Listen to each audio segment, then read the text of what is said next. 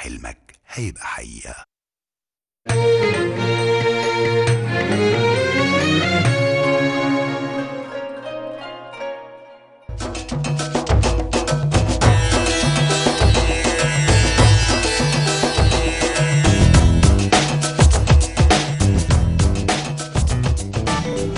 سؤال هام جدا ومحوري: كيف نعلي دولة القانون؟ المواطن العادي لما بيشوف القانون بيطبق من الكبير الحقيقة بنشوف تبعياته بتنزل على الصغير. بنشوف لما يطبق القانون ويحترم أحكام القانون من في يده السلطة، ده بيبقى ليه تبعياته على من ليس في يده أي سلطة، بأنه يحترم القوانين المعمولة في الدولة اللي بيعيش فيها، ومن المفترض أنه يكون تابع للقوانين الخاصة بها. لدينا هنا إشكالية، لأن الحقيقة في رفض للإعلان الدستوري المكمل، ولدينا جزء يرغب في بقاء هذا الإعلان الدستوري المكمل ويرى أنه هو باق حتى كتابة دستور قادم جديد. لدينا أيضا حكم صدر من المحكمة الدستورية العليا بإبطال مجلس الشعب، وهو الآن لا ينعقد ولا تعقد جلساته. ولدينا أيضا رغبة بعودة هذا الأمر، وده ممكن يكون فيه الحقيقة ضربة قوية لأحكام القانون وأحكام القضاء. طيب المشكلتين إن الحقيقة ما زالوا قائمين. عندنا يمكن في تأجيلات فيما يخص موضوع مجلس الشعب، ولدينا في محاكمات تمت بالفعل فيما يخص الشهداء، لكن في كلام على إن في إعادة في هذا الأمر. طب ده يفهم على إنه إيه؟ إعلاء كلمة القانون وإعلاء دولة القانون هدف كلنا الحقيقة. يمكن الكلمات في بعض الأحيان البسطاء ما يبقوش عارفينها، لكن في الحقيقة ليها بتبقى تبعيات كثيرة على المواطن العادي. ضيوفنا الكرام هنناقش معاهم هذا الأمر. اسمحوا لي أرحب بالدكتور ياسر كاسب، رئيس المركز الإقليمي للأبحاث والاستشارات البرلمانية. أهلا بك يا دكتور. أهلا وسهلا. وأيضا يشرفنا الدكتور عبد المنعم الجميعي، أستاذ التاريخ الحديث والمعاصر جامعة الفيوم. أهلا بك يا دكتور. أهلا بك حضرتك. خلينا تسمح لنا بس نبتدي بالدكتور ياسر الأول. دكتور ياسر، شفت امبارح خطاب دكتور محمد مرسي ازاي في ظل احترامه لدولة القانون، وان هو اصر ان هو يستخدم ان لو حتى هنختلف في احكام القضاء فهو اختلاف سياسي في وجهة نظر وليس اختلاف كلي. تمام. يعني خلينا نقول ان انا بصيت على الخطاب امبارح وتابعته بشكل جدي يعني لاكثر من سبب. لانه في الخطاب الاولاني اعتقد انه كان على عجل بعد انتخابات، كله مركز على اعلان النتيجه، مش مركز على ما بعد اعلان النتيجه. حته المنافسه اللي كانت موجوده في الانتخابات في جوله الاعاده ما كانتش مخليه المجتمع ولا المتنافسين عارفين مين اللي هيتم اعلان اسمه في النتيجه. فكان الخطاب الاولاني كان عليه بعض علامات الاستفهام، انه يعني نسي فئات معينه، كان ارتجالي في بعض الامور.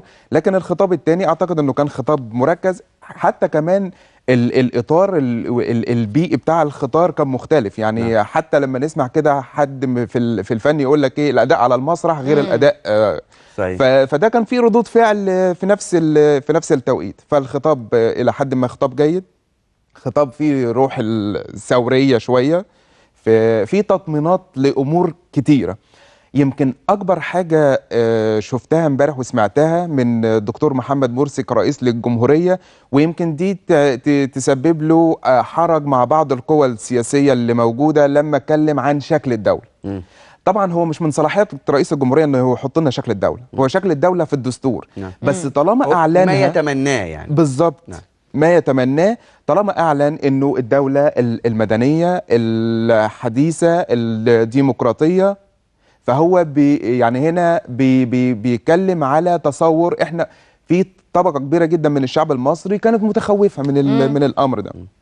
الجزئيه الثانيه اللي حضرتك كلمتوا فيها هي حته ان احترام القانون واحترام احكام القضاء. نعم. ودي برضو من الجزئيات اللي احنا كنا مستغربين ليها. يعني ازاي يصدر حكم من محكمه ويتم تعطيله؟ ازاي يصدر حكم من محكمه ويتم يعني تجاهل انفاذه؟ فكانت دي نوع من انواع التطمينات اللي كانت موجوده امبارح، ان احنا يعني قادمين على مرحله نؤسس فيها لدوله القانون بالفعل، وان القانون يطبق على رئيس الدوله ويطبق على حزب رئيس الدولة، ويطبق على الجماعة اللي ينتمي إليها رئيس الدولة، ويطبق على الجميع. بس النقطة دي لازم إن هو يتبعها أمور عملية على أرض الواقع. لأن ممكن الخطاب ممكن يشدني، وممكن أشوفه إن هو خطاب جيد، لكن زي ما كان تفضل معالي المستشار في الفقرة اللي كانت موجودة قبل دي، انه لازم فعلا نشوف ان الامور دي بدات تطبق على ارض الواقع عمليا. ده الاهم من الكلام في الخطابات والحماسه عمليا. انا هروح لدكتور عبد المنعم واقول في تاريخ كده مصر، ولو قربنا يعني احدث حاجه، متى انهارت دوله قانون مثلا في العصور المختلفه وكان ليها اثرها البالغ على الوطن مصر؟ صحيح، هو تاريخ مصر الحقيقه خط متصل، قد يصعد قد يهبط، ينجرف يمينا ينحرف شمالا، لكنه أبدا لا ينقطع. فمصر في معظم حالاتها في العصر الحديث وقعت تحت حكم حكام أجانب.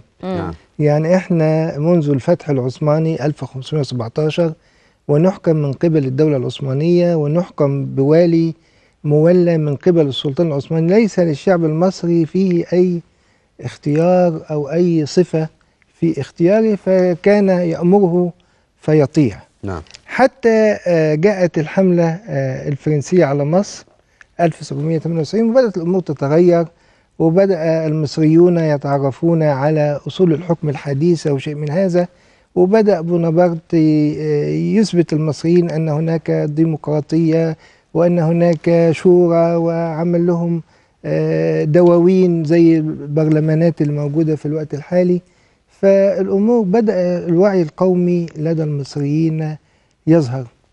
في عام 1805 كان يحكم مصر والي من قبل الدولة العثمانية اسمه خورشيد باشا، وكان يظلم المصريين مثلما كان يحدث في النظام السابق، لدرجة أن المصريين ثاروا عليه وحاصروا القلعة.